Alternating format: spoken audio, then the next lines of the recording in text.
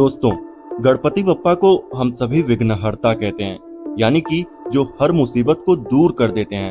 हर भक्त ये जानता है कि जब भी वो सच्चे दिल से गणपति बप्पा मोरया पुकारता है तो बप्पा तुरंत उसकी रक्षा करते हैं। लेकिन क्या हो अगर भगवान का रूप हमारे घर आए और वो असली बप्पा न होकर किसी और का छलावा हो?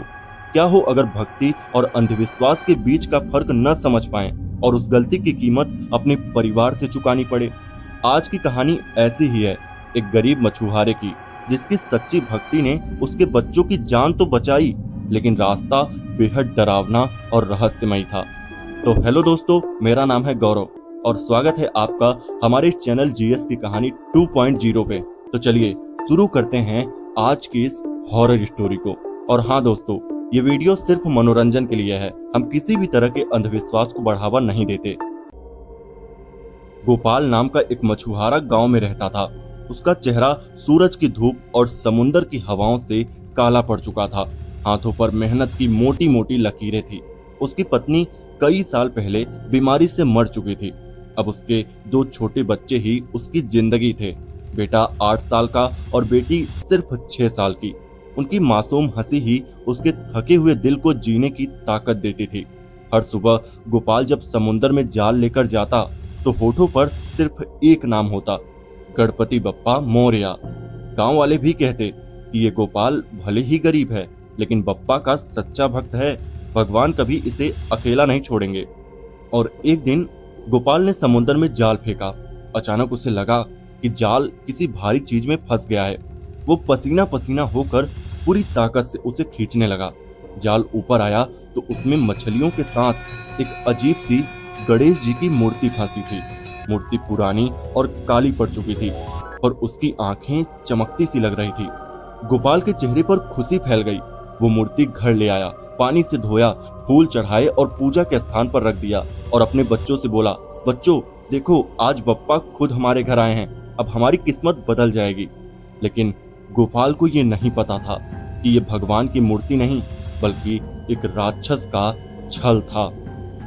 पहली ही रात से माहौल बदल गया। दीपक बिना हवा के बुझ गए। दीवार पर अजीब छाया लहराने लगी।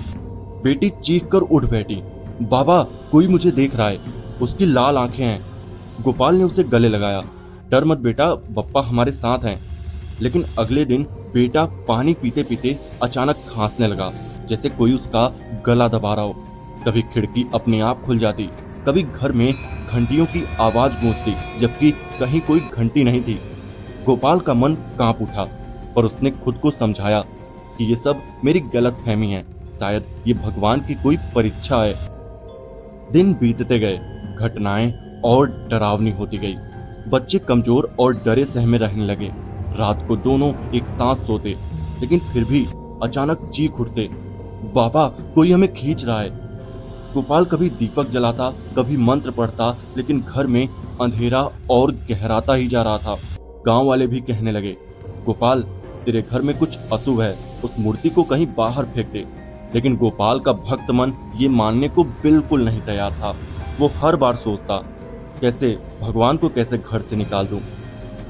एक रात बेटा बुखार में तपने लगा। वो बार बार बड़बड़ाता, बप्पा बप्पा बप्पा मुझे ले जा रहे हैं। गोपाल का दिल टूट गया। उसने रोते हुए मूर्ति के आगे हाथ जोड़े, बप्पा अगर आप सच्चे बप्पा हैं तो मेरे बच्चों को बचा लो, मेरी जान ले लो, पर इन्हें मत ले जाना। उसकी आंखों से आंसू टपक रहे थे, लेकिन मूर्ति की आंखें लाल चमक रही थी, मानो कोई उसे देख रहा हो।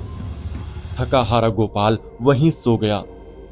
रात को अचानक उसका कमरा प्रकाश से भर गया। उस प्रकाश से स्वयं गणेश जी प्रकट हुए। उनकी आवाज गूंज उठी, गोपाल तू मेरा सच्चा भक्त है, लेकिन जिस मूर्ति को तू पूज रहा है वो मेरी नहीं, वो एक राक्षस का छल है। वो तेरे बच्चों की बलि चाहता है। अगर तूने इसे तुरंत नष्ट नहीं किया तो तेरे बच्चे कभी जिंदा नहीं बचेंगे। गोपाल घबरा कर उठ बैठा। उसका पूरा शरीर पसीने से भीग चुका था। अब उसे साफ साफ समझ आ गया कि जिसे वो भगवान समझकर पूजा कर रहा था, वही उसके बच्चों का दुश्मन है। सुबह होते ही गोपाल ने मूर्ति को कपड़े में लपेटा और सीने से लगाया।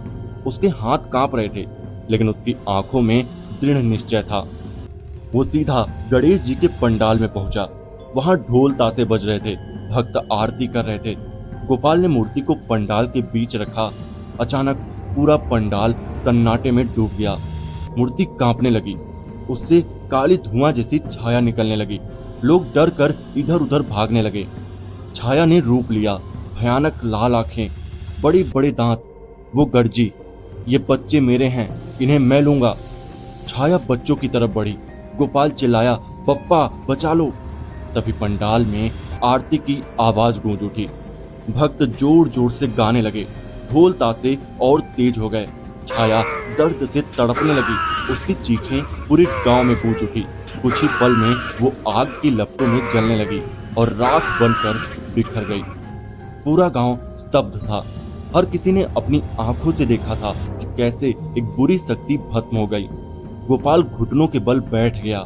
उसकी आंखों से आंसू बह रहे थे। उसने हाथ जोड़कर कहा, धन्यवाद बप्पा, अगर आप सपने में मुझे चेतावनी न देते तो आज मेरे बच्चे जिंदा न होते। उसने राख को इकट्ठा किया और नदी में ले जाकर बहा दिया।